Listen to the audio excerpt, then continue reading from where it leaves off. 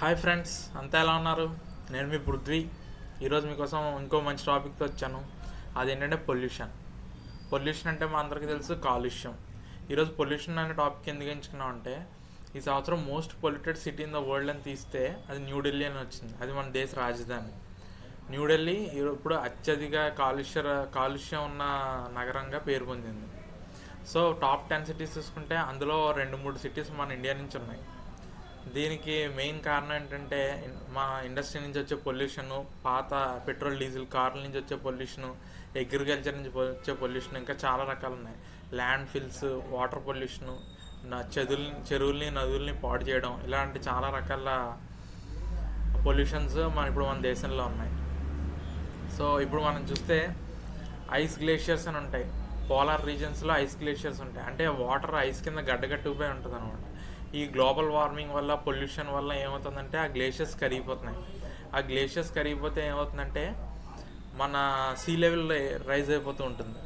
For example Greenland అనే ఏరియాలో ఉన్న ఐస్ గ్లేషియర్ కరిగితే మన సముద్ర మట్టం 20 అడుగులు పెరుగుతుంది, 20 ఫీట్ పెరుగుతుంది అనమాట. సో ప్రపంచంలో ఎన్నో నగరాల్లో జీవించడానికి వీలు లేకుండా తయారైంది. ఎందుకంటే పొల్యూషన్ వల్ల గాలి పీల్చడం, నీరు తాగడం, ఎక్కడికి వెళ్ళడం, ఏవి చూడడం, ఇంట్లోనే ఉండాలి. సో సో ఈరోజు మనం పొల్యూషన్ గురించి మాట్లాడుకుందాం. పొల్యూషన్లో ఎన్ని రకాలు ఉన్నాయంటే water pollution, air pollution, landfills, noise pollution, light pollution, ఇంకా చాలా ఉన్నాయి. వాటర్ పొల్యూషన్ తీసుకుంటే మనం నదుల్లోను, చెరువుల్లోనూ ప్లాస్టిక్ పాడేస్తున్నాం. ఇండస్ట్రీ నుంచి వచ్చే వేస్ట్ అంతా కూడా నదులను, చెరువులను కలిసిపోతుంది. ఈవెన్ సముద్రంలో కూడా అక్కడ ఉండే చేపలకి, రకరకాల సీవీడ్స్కి కూడా అది హానికరంగా మారిందనమాట. ఈ ప్లాస్టిక్ అనేది వాటర్లో పడడం వల్ల దాని నుంచి ప్రొడ్యూస్ అయ్యే మైక్రో ప్లాస్టిక్ మళ్ళీ మనం ఆ వాటర్ తాగడం వల్ల మన బాడీలోకి చేరుకుని అక్యుములేట్ అయ్యి రకరకాల జబ్బులకు కారణం అవుతుంది. సో ఇది water pollution. Next air pollution. Air pollution అంటే మనం చూస్తుంటాం, రకరకాల ఇండస్ట్రీలో రకరకాల కెమికల్స్ వాడుతూ ఉంటారు. ఆ కెమికల్స్ ప్రొడ్యూస్ చేసే క్రమంలో బోల్డన్ని గ్యాసెస్, హానికరమైన గ్యాసెస్ చుట్టూ ఉన్న ఎన్విరాన్మెంట్లోకి రిలీజ్ అవుతూ ఉంటాయి. సో పాత పడిపోయిన కార్లు, ట్రక్లు వాడినా కూడా, ఆటోమొబైల్స్ నుంచి కూడా ఎంతో పొల్యూషన్ వస్తుంది. అది ఎయిర్ పొల్యూషన్కి కారణం అవుతుంది. నెక్స్ట్ ల్యాండ్ ఫిల్స్ చూసుకుంటే మన ఇంట్లో ఉన్న గార్బేజ్ నుంచి ఇండస్ట్రీలో ప్రొడ్యూస్ అయ్యే గార్బేజ్ వరకు మొత్తం అంతా ఊరవతల ఒక ఏరియాలో పడేస్తున్నాం. ఇది గార్బేజ్ ఎంతలా పెరిగిపోయిందంటే ప్రపంచంలో చోటే లేదు ఇప్పుడు చెత్త వేయడానికి మనం. Next noise pollution. మనం చూస్తుంటాం సిటీల్లోనూ అక్కడ ఫ్యాక్టరీల నుంచి వచ్చే సౌండ్స్ కానీ, ఆటోమొబైల్స్ నుంచి వచ్చే సౌండ్స్ కానీ, ఇవన్నీ నాయిస్ పొల్యూషన్ కారణం అవుతున్నాయి. ఇంట్లో చిన్నపిల్లల నుంచి వృద్ధుల వరకు ఎవరిని ప్రశాంతంగా ఉండకుండా చేస్తున్నాం. Next light pollution. మనం ఒకసారి రోడ్డు మీదకి వెళ్ళి ఆకాశంలో చూసి ఉంటే రాత్రిపూట నక్షత్రాలు ఏవి కనబడట్లేదు. దానికి కారణం ఎయిర్ పొల్యూషన్, లైట్ పొల్యూషన్ అన్నమాట. ఇలా రకరకాల పొల్యూషన్స్ ఉన్నాయి. సో సో అసలు ఈ పొల్యూషన్ ఎక్కడి నుంచి వస్తుంది, దీనికి కారణం ఏంటి అని తెలుసుకోవాలనుకుంటే మన కాజెస్ ఆఫ్ పొల్యూషన్ గురించి మాట్లాడుకుందాం. అందులో ఫస్ట్ కాజ్ ఏంటంటే ఇండస్ట్రీస్ నుంచి వచ్చే పొల్యూషన్. ఇండస్ట్రీలో రకరకాల పెస్టిసైడ్స్ ఇండస్ట్రీస్ ఉంటాయి, లేకపోతే మెడికల్ ఇండస్ట్రీస్ ఉంటాయి, ఆయిల్ రిఫైనరీస్ ఉంటాయి. ఇలా రకరకాల ఇండస్ట్రీస్ నుంచి ఏంటంటే బోల్డంత కాలుష్యం బయటకు వస్తుంది. ఆ చుట్టుపక్కల ఉండే ల్యాండ్ కానీ, వాటర్ కానీ, ఎయిర్ కానీ పొల్యూషన్కి గురవుతుంది. సో ఇండస్ట్రీస్ అనేది one of the top reasons. Next vehicles. ఈ రోజులో కొన్ని లక్షల కోట్ల వెహికల్స్ ఉన్నాయి ఇండియాలో. ఆ ఆటోమొబైల్స్ అన్నీ కూడా పెట్రోల్, డీజిల్ బర్న్ అవడం వల్లే మ్యాక్సిమం రన్ అవుతున్నాయి. ఇవన్నీ కూడా CO2ని రిలీజ్ చేస్తున్నాయి. మనకు తెలుసు CO2 అనేది ఎంత హానికరమైనది. మనం కొట్టేసే చెట్లు ఏం చేస్తాయంటే అవి కార్బన్ డైఆక్సైడ్ పీల్చుకుని ఆక్సిజన్ ఇస్తాయి మనకి. కానీ మనం ఏం చేస్తామంటే ఆక్సిజన్ తీసుకుని కార్బన్ డైఆక్సైడ్ రిలీజ్ చేస్తాం. మనం ఏం చేస్తామంటే ఈ చెట్లన్నీ కొట్టేయడం వల్ల కార్బన్ డైఆక్సైడ్ అనేది పీల్చుకోవడానికి, దానికి ఆక్సిజన్గా కన్వర్ట్ చేయడానికి ఎక్కడ చెట్లు అనేవి లేకుండా పోయాయి. ఇదే టాపిక్లో నెక్స్ట్ వచ్చేది ఏంటంటే అగ్రికల్చర్ కూడా వన్ ఆఫ్ ద రీజన్. ఎందుకంటే చెట్లు కొట్టేసి పొలాలు పెంచుతున్నారు అక్కడ. అది కాకుండా పెస్టిసైడ్స్ అవి వాడడం వల్ల, లేకపోతే పంట చేతికి వచ్చాక ఆ స్టబుల్ బర్నింగ్ వల్ల, ఇవన్నీ కూడా అగ్రికల్చర్ నుంచి పొల్యూషన్కి కారణం అవుతున్నాయి. నెక్స్ట్ ఫాజిల్ ఫ్యూయల్స్ అంటే మనం పెట్రోల్, డీజిల్ కోసం క్రూడ్ ఆయిల్ని బర్న్ చేస్తాం. దాని మీద రకరకాల ఆయిల్ రిఫైనరీస్లో వేసి పెట్రోల్, డీజిల్ ప్రొడ్యూస్ చేస్తాం. ఈ క్రమంలో కూడా బోల్డంత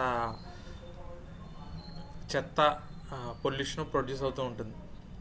సో ఇవన్నీ పొల్యూషన్కి సో ఇలా పెస్టిసైడ్స్ వాడడం వల్ల మట్టిలో సారం అంతా పోయి అవి మొక్కలను పెంచడానికి వీలు లేకుండా తయారవుతున్నాయి. దీనివల్ల ఆహారం సమస్యలు ఎదురవుతున్నాయి మనకి. సో ఇంకా చూసుకుంటే సివియారిటీ ఆఫ్ దిస్ పొల్యూషన్ ఎంత సివియర్గా ఉన్నాయంటే 2019లో 2019లో 9 మిలియన్ పీపుల్ చనిపోయారు. ఇందులో మోస్ట్ మేజర్ రీజన్ ఏదంటే ఎయిర్ పొల్యూషన్. 9 మిలియన్ అంటే 90 లక్షల మంది చనిపోయారు. నెక్స్ట్ ఓజోన్ లేయర్ గురించి తెలుసు మనకి. ఇదంతా మన భూమికి ఒక రక్షణ కవచంలో ఉంటుంది అనమాట. సూర్యకిరణాలు డైరెక్ట్గా భూమి మీద పడకుండా ఆ రేడియేషన్ని, ఆ లైట్ని, హీట్ని అబ్జర్వ్ చేసుకుని మనకు అవసరమైన లైట్ని, హీట్ని మాత్రమే అవి అలౌ చేస్తాయి. దీనివల్ల మనందరం సురక్షితంగా ఉండగలుగుతున్నాం. కానీ పొల్యూషన్ వల్ల, గ్లోబల్ వార్మింగ్ వల్ల ఏం జరుగుతుందంటే ఆ ఓజోన్ లేయర్ అనేది డిప్లీషన్కి గురవుతుంది. సో రేడియేషన్ అనేది కానీ, ఎక్కువ హీట్, లైట్ కానీ డైరెక్ట్గా మన మీద పడిపోతున్నాయి. డైరెక్ట్గా భూమి మీద పడడం వల్ల అవి ఇంకా గ్లోబల్ వార్మింగ్కి కారణం అవుతున్నాయి, రకరకాల జబ్బులకి కారణం అవుతున్నాయి. సో ఇది ఎంతో సివియర్గా ఉంది పొల్యూషన్. నెక్స్ట్, ఈ పొల్యూషన్ ఎలా ప్రివెంట్ చేయగలం, ఎలా అవాయిడ్ చేయగలం అంటే ఫస్ట్ ఆఫ్ ఆల్ రీసైక్లింగ్. ఇది one of the novel step. ఏంటంటే ఇండియాలో కానీ ప్రపంచంలో ఉన్నా కానీ చెత్త, గార్బేజ్ నుంచి రీసైక్లింగ్ చేస్తాం. ఫర్ ఎగ్జాంపుల్, మనం పొల్యూట్ అయిపోయిన వాటర్ని దాన్ని ప్యూరిఫై చేసి అవి తాగొచ్చు. లేకపోతే గార్బేజ్ని రీసైకిల్ చేసి వాటిని వేరే యూస్ఫుల్ ప్రోడక్ట్స్గా మార్చచ్చు. ఫర్ ఎగ్జాంపుల్, నేను స్టార్టప్ గురించి విన్నాను. అది ఏం చేస్తుందంటే ప్లాస్టిక్ని యూజ్ చేసి స్పోర్ట్స్ షూస్ తయారు చేస్తాం. సో ఇది one of the most novel uses of recycling. ఇది కాకుండా కంపోస్ట్, ఇంట్లో ఉండే చెత్త కానీ బయట ఉండే చెత్త కానీ యూజ్ చేసి బయోగ్యాస్ తయారు చేయొచ్చు. దాంతో మనం వంటలు అవి చేసుకోవచ్చు. సో ఇలాగ recycling, reusing, waste minimisation, compost, ఇలా రకరకాల స్టెప్స్ యూజ్ చేసి మనం పొల్యూషన్కి కారణమయ్యే పొల్యూటెంట్స్ని కంట్రోల్ చేయొచ్చు. సో నెక్స్ట్, చైనా ఏం ప్రకటించిందంటే 2060 కల్లా వాళ్ళ దేశం కార్బన్ న్యూట్రల్గా అవుతుందని ప్రకటించింది. ఇది చాలా మెచ్చుకోదగిన విషయం. మిగతా దేశాలన్నీ కూడా ఇదే దారిలో వెళ్తున్నాయి. ఫర్ ఎగ్జాంపుల్, మన ఇండియాలో కూడా లార్జెస్ట్ సోలార్ ప్లాంట్ పెట్టారు. సోలార్ ప్లాంట్ గురించి మాట్లాడుకోవడం మొదలెడితే మనం పెట్రోల్, డీజిల్ యూజ్ చేయడం వల్ల చాలా కార్బన్ డైఆక్సైడ్ ప్రొడ్యూస్ అవుతుంది. సో మనం ఏం చేయొచ్చు అంటే ఈ కార్బన్ డైఆక్సైడ్ ప్రొడ్యూస్ అయ్యే పొల్యూటెంట్స్ కాకుండా రిన్యూవబుల్ ఎనర్జీ సోర్సెస్ వైపు వెళ్ళాలి. ఒకటి ఏంటంటే solar energy, wind energy, hydro energy, ఇంకా రకరకాల రిన్యూవబుల్ సోర్సెస్ వైపు మనం వెళ్ళచ్చు. ఈ మధ్య ఎలక్ట్రిక్ వెహికల్స్ అనేవి బాగా ప్రాచుర్యంలోకి వచ్చాయి. ఈ ఎలక్ట్రిక్ వెహికల్స్ ఏంటంటే డీజిల్, పెట్రోల్ యూజ్ చేయకుండా ఎలక్ట్రిసిటీ మీద రన్ అవుతూ ఉండడం వల్ల ఇవి చాలా వరకు పొల్యూషన్ తగ్గిస్తాయని అంటున్నారు. సో మనం సోలార్ ఎనర్జీ గురించి మాట్లాడుకుంటే సోలార్ ప్యానల్స్ యూజ్ చేసి మనం సూర్యుడి నుంచి వచ్చే కాంతిని కానీ, వేడిని కానీ ఎలక్ట్రిసిటీ కింద కన్వర్ట్ చేయొచ్చు. అలాగే విండ్ ఎనర్జీ, పెద్ద పెద్ద టర్బైన్స్ యూజ్ చేసి బయట ఉండే విండ్ని యూజ్ చేసి ఆ టర్బైన్స్ రన్ చేసి మన ఎలక్ట్రిసిటీ ప్రొడ్యూస్ చేయొచ్చు. అలాగే హైడ్రో ఎనర్జీ, సముద్రంలో నుంచే వేవ్స్ నుంచి పెద్ద పెద్ద కొండల నుంచి పారే సలయాలను వరకు అన్నిటినీ యూజ్ చేసి మనం ఎలక్ట్రిసిటీ రన్ చేయొచ్చు. ఈ వాటర్ అనేది యూజ్ చేసి టర్బైన్స్ రన్ చేసి ఎలక్ట్రిసిటీగా కన్వర్ట్ చేస్తున్నారు. సో ఇవన్నీ కూడా రెన్యూవబుల్ ఎనర్జీ సోర్సెస్. ఇవన్నీ కార్బన్ డైఆక్సైడ్ ప్రొడ్యూస్ చేయవు. అలాగే న్యూక్లియర్ పవర్ ప్లాంట్స్ కూడా కడుతున్నారు. అందులో రేడియేషన్ లేకుండా ఎనర్జీ ప్రొడ్యూస్ చేసే విధంగా మనం న్యూక్లియర్ పవర్ ప్లాంట్స్ అనేవి కన్స్ట్రక్ట్ చేస్తున్నారు.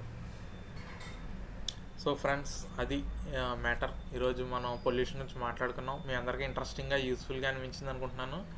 ఇంకా ఇలాంటి టాపిక్స్ చెప్పాలనుకుంటే, లేకపోతే నేను ఏమైనా మిస్టేక్స్ చేస్తుంటే కామెంట్స్లో తెలియజేయండి. ఇంకా మంచి టాపిక్స్తో మీ ముందుకు వస్తాను. మీరు సెలెక్ట్ చేసిన టాపిక్స్ కూడా నేను చెప్తాను. So that's it guys. Please like, share and subscribe. Thank you. Bye.